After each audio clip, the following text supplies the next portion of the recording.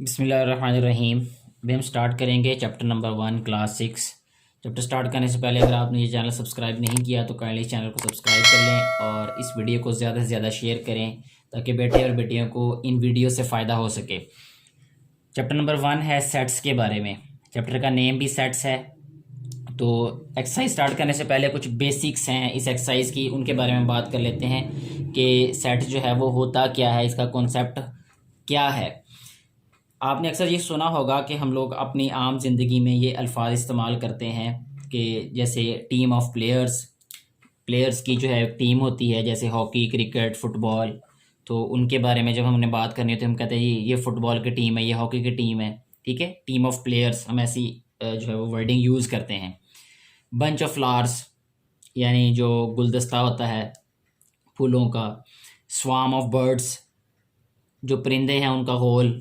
Group of friends दोस्तों का जो है वो ग्रुप। इस तरह के जो अल्फाज हैं वो अपनी ज़िंदगी में इस्तेमाल करते रहते हैं। मैथ ने क्या किया कि इन सारे वर्ड्स को जो है वो हटा के इनकी जगह पे है एक वर्ड इंट्रोड्यूस किया है, या एक वर्ड में जो है वो इन सारे मानों को जो है वो समो दिया है, जिसको कहते हैं सेट।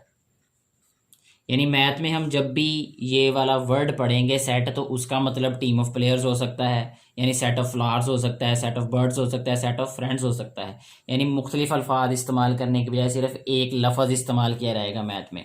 अच्छा, अब सवाल ये पैदा होता है कि सेट है क्या, what's a definition of a set. तो सेट की डेफिनेशन है a collection of distinct and well defined objects, यानी मजमुआ डिस्टिंक्ट और वेल डिफाइंड ऑब्जेक्ट्स का सेट कहलाता है। अब यहाँ पे एक और बात है कि डिस्टिंक्ट क्या होता है और वेल डिफाइंड क्या होता है। ये दो वर्ड्स जो हैं इनका मीनिंग पता होना ज़रूरी है। डिस्टिंक्ट का मतलब ये है कि एक जो वैल्यू है वो सेट में रिपीट नहीं हो सकती।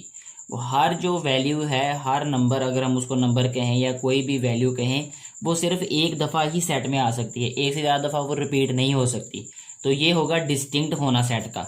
वेल डिफाइंड का मतलब ये है कि हम ये हतमी तौर पे कह सकें कि कोई चीज़ जो है वो सेट का हिस्सा है या नहीं है। जैसे अगर हम ये कहें कि कलेक्शन ऑफ टेस्टी फूड, अब टेस्टी फूड जो है वो हर इंसान का टेस्ट अलग होता है, तो हम ये नहीं कह सकते कि ये सेट में आ सकता है, ठीक है। इसी तरह अगर हम ये कहें कि collection of good story books या गुड स्टोरीज कह सकें, अब गुड स्टोरी जो है वो एक इंसान के लिए वो गुड होगी, वो वही स्टोरी जो है वो किसी दूसरे इंसान के लिए गुड नहीं हो सकती। तो ऐसी चीज़ें जो हैं वो वेल डिफाइंड नहीं होती, तो इनको हम सेट्स में नहीं लिख सकते। नेक्स्ट हम बात करेंगे सेट नोटेशंस की। इसमें सबसे पहले आपने याद रखना है कि जो सेट होता है उसको शो किया जाता है कैपिटल लेटर से, जैसे A, P, C, D and up to so on G तक कोई भी अल्फ़ाबेट जो है वो हम यूज़ कर सकते हैं सेट को शो करने के लिए, यानी सेट के नेम को शो करने के लिए। यहाँ हम राइट भी कर देते हैं सेट नेम, ठीक है जी। इसके अलावा जो स्मॉल अल्फ़ाबेट्स होते हैं उनको भी यूज़ किया जा सकता है, अप टू सो ऑन जी। ये होंगे एलिमेंट्स के लिए, यानी जो स्मॉल अल्फ़ाबेट्स हैं हम उनको एलिमेंट्स के लिए यूज़ कर सकते हैं, ठीक है। इसके अलावा जो है वो सेट की जो अलामत होती है वो इस तरह ब्रैकेट होती है, इस ब्रैकेट के अंदर हम एलिमेंट्स लिखते हैं। तीसरी बात ये होगी। चौथी बात यह है कि हर एक एलिमेंट के दरमियान में ऐसे कॉमा लगाते हैं, कॉमा लिखते हैं ये। जैसे एग्जाम्पल के तौर पे अगर हम बात करें तो अगर ए एक सेट हो, उसमें एलिमेंट्स हैं 1 2 3, इस तरीके से। ये कैपिटल लेटर से हमने सेट का नेम शो किया, उसके बाद ब्रैकेट्स, फिर उसके बाद एलिमेंट्स उसके, और एलिमेंट्स के दरमियान में जो है वो उनको सेपरेट किया कॉमा से। तो इस तरीके से सेट को शो किया जाता है किसी भी। इसके बाद अगली बात आपने ये याद रखनी है कि एक ये वाला साइन होता है, ये सी, और दरमियान में ये वाली लाइन, इसको कहते हैं बिलोंग्स टू। बिलोंग्स टू, या इसको कह सकते हैं इज एन एलिमेंट, ठीक है। यानी ये जो साइन है ये बताता है कि कोई चीज़ किसी सेट के अंदर है या नहीं है। जैसे अगर मैं आपको ये कहूँ कि 1 is an element of set ए, तो इस तरीके से मैथमेटिकली उसको हम राइट करेंगे 1 बिलोंग्स टू ए। ये साइन शो करता है कि 1 जो है वो इस सेट में है, ठीक है। अब अगर फ़र्ज़ करें मैं 4 की बात करूं तो फिर तो हम ये साइन ही राइट कर सकते, तो फिर इसका ऑपोजिट साइन होगा, जिसके लिए हम ये इसके ऊपर एक लाइन ड्रा करते हैं। इसको कहते हैं कि 4 does not belongs to A, यानी 4 जो है is not an element of A. 4 element A का नहीं है, ये ए सेट है, इसकी बात कर रहा हूं मैं अभी, ठीक है। तो ये बिलोंग्स टू, ये डज नॉट बिलोंग्स टू। यही कुछ चंद बुनियादी बातें थी जो एक्सरसाइज में यूज होनी थी। अब हम एक्सरसाइज को सॉल्व करते हैं। एक्सरसाइज 1.1 का क्वेश्चन नंबर 1 की स्टेटमेंट है, विच of the following statement is a set और नॉट। हमने ये बताना है कि कौन सी स्टेटमेंट जो है वो सेट है और कौन सी नहीं है। तो ये आपकी स्क्रीन पे आ रहा होगा ये क्वेश्चन। तो सबसे पहली स्टेटमेंट ये है कि the 5 provinces of Pakistan, Pakistan के 5 प्रोविंसेस जो हैं, क्या ये सेट है कि नहीं। तो ये बिल्कुल सेट है, ये डेफिनेटली हम इसके बारे में कह सकते हैं कि ये सेट है। The difficult questions of a test, एक टेस्ट के डिफिकल्ट क्वेश्चंस। अब डिफिकल्ट जो है इसके बारे में हम हतमी तौर पे नहीं कह सकते कि एक चीज़ एक स्टूडेंट के लिए डिफिकल्ट होगी दूसरे के लिए नहीं होगी। सो ये सेट नहीं होगा। द ज्योमेट्रिकल इंस्ट्रूमेंट्स, ये सेट होगा। ज्योमेट्री के अंदर जितने भी इंस्ट्रूमेंट्स होते हैं, जैसे प्रोट्रैक्टर होता है और स्केल होता है, और भी चीज़ें जो हो सकती हैं, उसको हम कह सकते हैं कि ये सेट है। नेक्स्ट जो है वो 4th वाला पार्ट, वो है the naughty boys of the street, गली के जो नॉटी बॉयज हैं उनका सेट। अब नॉटी जो है इसके बारे में हम ये नहीं कह सकते कि कोई बच्चा जो है वो एक इंसान की नज़र में वो नॉटी हो सकता है, दूसरे की नज़र में वो नॉटी नहीं हो सकता। तो ये डिपेंड करता है कि हर एक इंसान के लिए डेफिनेशन क्या है नॉटी होने के लिए, तो वो डिफरेंट होगी। तो इसलिए हम इसको जो है वो सेट में इंक्लूड नहीं कर सकते। The capital letters of the English alphabets, capital letters जो हैं वो ए टू जी हम कह सकते हैं श्योरली कि ये सेट है। The players of Pakistani cricket team, वो भी डेफिनेटली जो है वो सेट होगा। इसके बाद लास्ट वाला पार्ट है the whole numbers less than 9, 9 से जो छोटे होल नंबर्स हैं वो, तो डेफिनेटली हम होल नंबर्स के बारे में बता सकते हैं कि होल नंबर्स क्या होते हैं कि 0, 1, 2, 3, 4, 5, 6, 7 एंड 8। तो ये एलिमेंट्स हैं ये वाले, तो ये सेट होगा डेफिनेटली ये भी।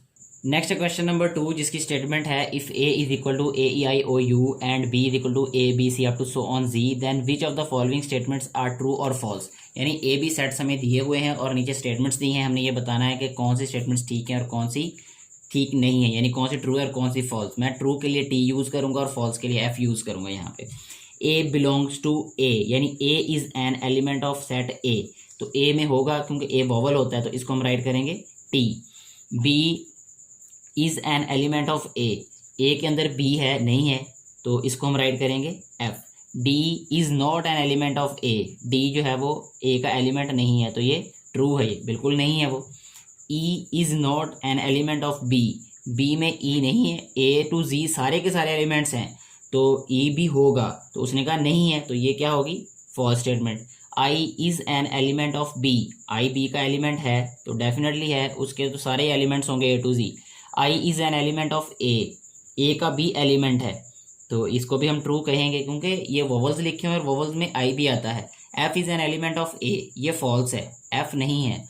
इसके बाद है V is an element of A, ये भी फॉल्स स्टेटमेंट है क्योंकि वी जो है वो ए का एलिमेंट नहीं है, उसके ए के एलिमेंट सिर्फ और सिर्फ वोवल्स लेटर हैं, ठीक है। इसके बाद जो है वो 9th वाला पार्ट है, 9th वाला पार्ट है X is not an element of A, तो ये ट्रू है, एक्स नहीं है एलिमेंट ए का। इसके बाद है G is an element of B, G जो है वो बी का एलिमेंट है, वो डेफिनेटली है क्योंकि उसमें ए टू जी सारे अल्फ़ाबेट्स हैं स्मॉल। इसके बाद है M is not an element of B, M B का एलिमेंट नहीं है, तो ये फॉल्स है क्योंकि एम बी है उसका एलिमेंट। लास्ट वाला पार्ट है A is an element of B, A B का एलिमेंट है, तो डेफिनेटली ए भी बी का एलिमेंट होगा। नेक्स्ट हम सॉल्व करेंगे क्वेश्चन नंबर 3, जिसकी स्टेटमेंट है कि fill in the blanks by using either of the symbols is an element and is not an element, यानी ये बताना है कि कौन सा एलिमेंट है और कौन सा एलिमेंट नहीं है। तो जो फर्स्ट वाला पार्ट है आप अपनी स्क्रीन पे देख सकते हैं कि वो लिखा है 1-2,3, यानी 1 जो है वो इस सेट में है या नहीं, तो उसके अंदर हम लिखेंगे इज़ नॉट एन एलिमेंट, तो ये वाला साइन आएगा इसमें, इज़ नॉट एन एलिमेंट 1 वाले में। अच्छा, इसके बाद अगर हम 2 वाले की बात करें तो 2 वाला जो है उसमें है B-ABC, तो B इज़ एन एलिमेंट आएगा क्योंकि B उसके अंदर है, इसमें हम राइट करेंगे B is an element. Third वाला पार्ट है I the set of vowels, set of vowels में I आता है तो डेफिनेटली आता है, तो 3 वाले में भी हम राइट करेंगे इज़ एन एलिमेंट। इसके बाद 4 वाला आ जाता है। 4 वाले में है snake the set of pets. Snake जो है वो पेट नहीं है, ये वाइल्ड एनिमल है ये, तो इसको हम राइट करेंगे इज नॉट एन एलिमेंट। इसके बाद जो है वो 5th पार्ट वो है 15 the set of counting numbers. तो काउंटिंग में 15 आता है, तो ये हम राइट करेंगे इज एन एलिमेंट। इसके बाद 0 the set of whole numbers. Whole numbers में 0 आता है, डेफिनेटली आता है क्योंकि होल नंबर स्टार्ट ही 0 से होते हैं। तो ये 6th वाला पार्ट जो है ये भी इज एन एलिमेंट आएगा। 7th वाला पार्ट है goal keeper the set of cricket team. Cricket team में गोल कीपर नहीं होता, बल्कि क्या होता है, विकेट कीपर होता है, तो इसलिए ये क्या आएगा हमारे पास, इज नॉट एन एलिमेंट। इसके बाद जो है वो 8th पार्ट की बात करेंगे हम। 8th वाला पार्ट क्या है, B the set of small letters of the English alphabet. B जो है ये कैपिटल लिखा हुआ है, ठीक है, लेकिन वो बात कर रहा है स्मॉल अल्फ़ाबेट्स की, तो ये भी क्या आएगा, इज नॉट एन एलिमेंट।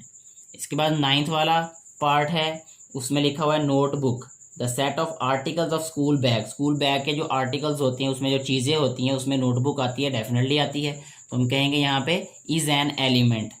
इसके बाद लास्ट वाला पार्ट है क्वेश्चन नंबर 3 का, जो कि है line the set of jungle animal.